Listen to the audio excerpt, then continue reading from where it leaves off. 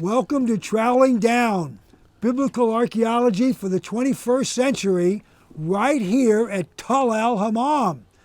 Dr. Stephen Collins, our resident rock star. It's been 3 years. We're back. Yeah, it's been a long time. I can't believe it. You know, we just missed 2 seasons, but when you expand that out to the next season after that, it's 3 years. But the old girl doesn't look too bad. She doesn't. And of course, we actually left the country about a week before they closed the airport. We heard about this COVID stuff, but we just thought it was media hype and it would go away.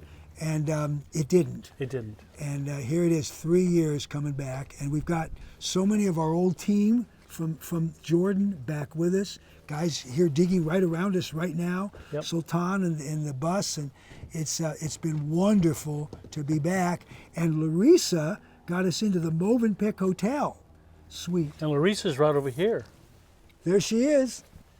There she is. Thanks, Larissa. And we got Duke over here. Yeah, might as well pan on Duke as Yeah, well. he's troweling down. There he is. Thank you He's very much, troweling Duke. down, Did you and- find the toggle pin just a minute ago? He found it. He found it. Yep. Can Yeah. we show that yet? Yeah. Can we show it? Here it is. So once we find these things, we note them, and so this is an envelope noted with the information, the basic information we want and need. So we're back into a square that we dug 3 years ago, and you actually were in here and we're working A this little square. bit. James Barber was And in so so we have inside here what you found. Now, where was it? We were just trimming the balk. And of course, this whole balk for a meter plus up, meter and a half, is all middle bronze destruction layer. And this was just sticking out of there, so I yanked it. You yanked it. Just what we tell people not to do. Not to do, yeah. Hold up, maybe against your shirt there. Yeah, your- so your this is a vest. toggle pin. So when you had your robes on, the king would just kind of do that. Let me get my trowel out of the way there. You know, it's like a big safety pin. You do that and it would hook on, Yeah. and it holds your robe closed. Until the Pretty cool. the wind Oh, let me see that. of the destruction period. Yeah, I think there's a hole all the way through it, Oh. both sides. Well, if that's true, then it's actually a needle. Ah. So it could be a, Could even be a needle. yeah. So Okay. anyway, So great find. We've been back here now 3 weeks. We took a good bit of a week cleaning up, getting the old girl back to form again. And since then, we've been going down in a bunch of areas. What's probably been the most important, exciting, interesting thing for you since we've been back here these first 3 weeks? well, the night diggers earlier this year, in the summer, dug out a piece of a wall, just a little face of a wall, right as we would come up to the tell where the Middle Bronze Age rampart was that we excavated way back, what? The other end of the You know, site. 12, 15 years yeah, ago. way back, yes. beginning. And so we were interested to see what that wall was. They did a really nice job clearing off the bricks. They had experience. Yeah, and we think it was some of our guys, maybe up here, and because they knew what to do with the bricks, and so we just started cleaning back, and and of course the problem was they dug into the stones of the early Bronze Age wall next to it, and then they dug the stones from underneath the Middle Bronze Age wall, some of those foundation stones out. Now that's a problem, because the wall could eventually collapse at that location. So we rebuilt it. We had to dig it out. We had to put the stones back underneath the foundation, and then relay in the early Bronze Age stones over the top of that part of the EB foundation that had been removed by the night diggers. And so once we got all of that stabilized, then we started cleaning back and opening up more of what that wall looked like. And it got 2 meters wide, and got 3 meters wide, and it got 4 meters and 5 meters wide. It's a huge 5 meters thick. Stone foundation, mud brick superstructure. Probably close to 2 meters of stone foundation underneath it, which is typical for our MB. And they did that on the lower city, about 6, 8 courses of stone. And so it's a big foundation, it's a big wall. And of course, then we had the beautiful cross section of the slope of the Middle Bronze Age rampart, supplemental rampart going away from the wall. So we're able to see every stage phase of construction. We know how they built it. It's just interesting to have that much exposure. And so now we can go back and completely rebuild. Well, we're not going to rebuild it, but on paper, artistically rebuild that entire end of the fortifications. It was an amazing find, and it's the old, so somebody gives you lemons, you turn it into lemonade. And here, night diggers messing stuff up. We thought it could be awful, but God makes stuff turn into good things for us. And it was a great insight that we never would have had in this upper city during this 8-week season. I mean, it was, it wasn't on the season plan. It wasn't on the proposal to the DOA whatsoever. Not. But we needed to clean it up. And when we cleaned it up, it was amazing. And we also got a good part of the corner fortification system for the much later Iron Age wall around the city from the period of David Solomon. Yeah. So that was at the other end of the tall, 20 acres back that way. To the north and east. And then we're now on the other end of the upper city. Lower city's down over there behind us. Tell us where we are now. Well, we are in the palace. And we're not sure exactly what's going on. Right behind us is the service wing. Now, we've been working here in the service wing where the ovens are, where the storage jars are of the grains and a lot of the pots and pans and plates and all that. Here for the last 5 seasons or so. And although we loved being in there, and with our explosive destruction at the end of the Middle Bronze Age for the city of Sodom, a lot of the stuff that was over in the other part of the palace that we think blew into this part of the palace, but we hadn't been in the palace proper. Now this doorway, that doorway right to your right there, Gary, that threshold, and it's a triple entry. So it has this entry, but also has an entry going this way and an entry going that way. So it serves essentially as the doorway for 3 different rooms. Yep. But the one we're in now, we think this is where the service wing ends. And we go out of the service wing, and we've cleared this back. Now, James Barber and his bunch, and I helped a little bit, cleared this back last season, and so we have an opening. There are no walls, notice. No walls coming into this area. We cleared it back about maybe about 3 meters, and no walls. So we have some sort of a patio. Or a plaza. Yeah. Now, of course, service wings tend to be noisy, right? You got cooks yelling, at the head cook yelling at all the other cooks, and you got things clanking around. That's what you do in the kitchen.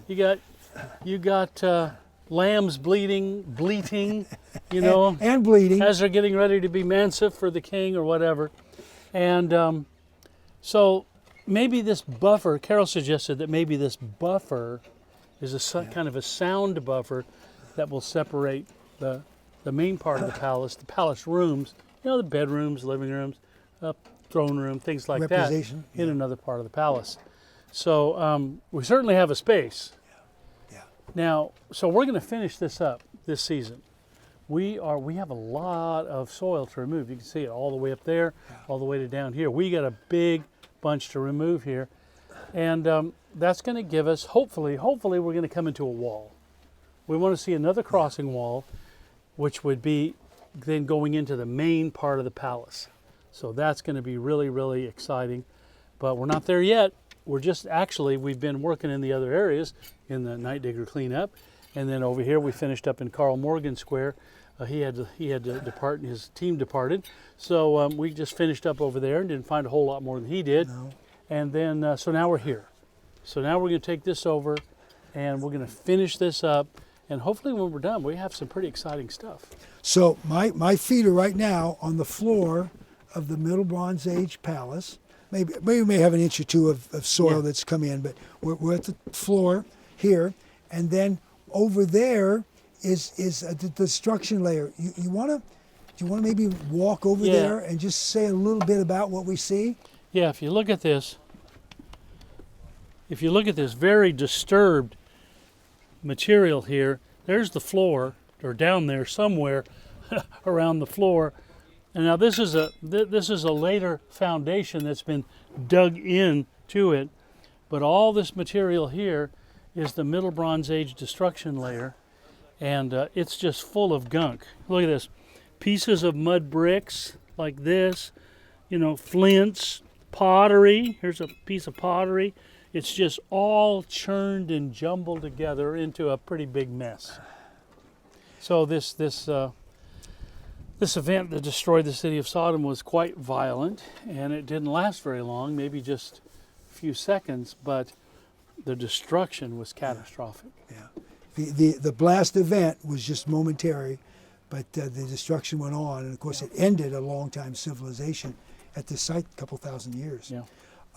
So last time you guys dug down to basically the top of this MB destruction matrix. Right. So as I stand here, just about to my neck, this deep of the debris that came from the destruction, and just pulled out that bronze pin, and we just pulled out some pottery, cooking pots material from that destruction.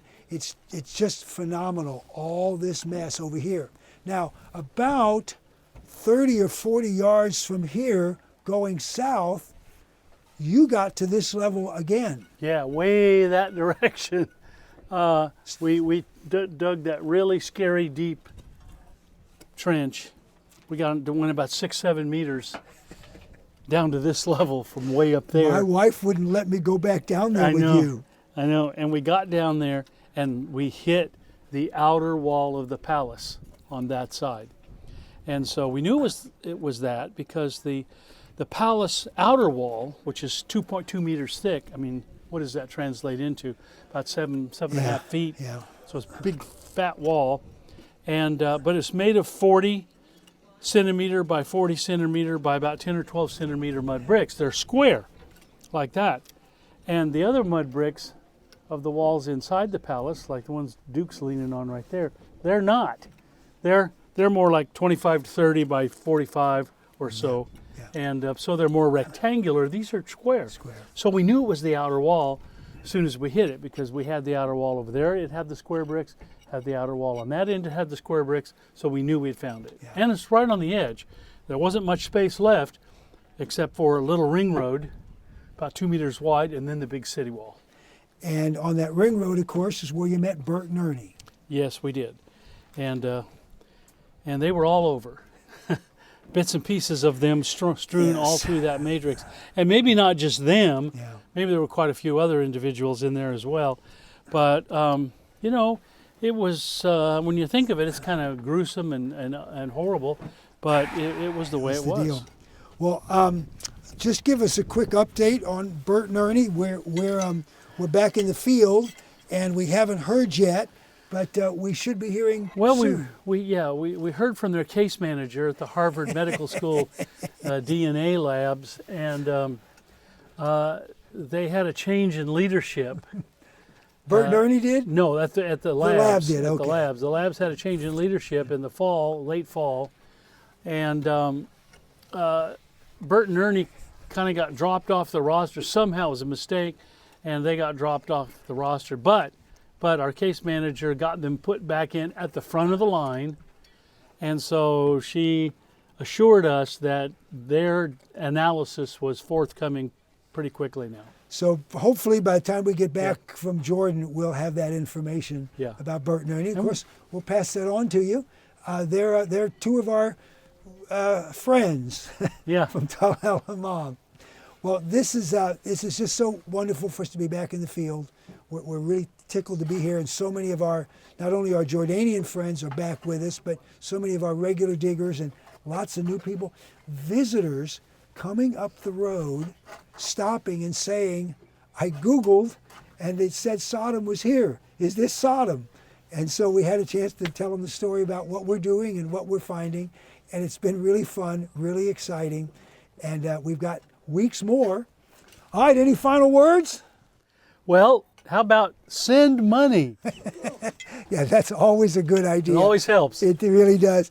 We're so glad to have you tuning in and staying with us. Thank you for being with us today. Traveling down biblical archaeology for the 21st century from el-Hammam in Jordan.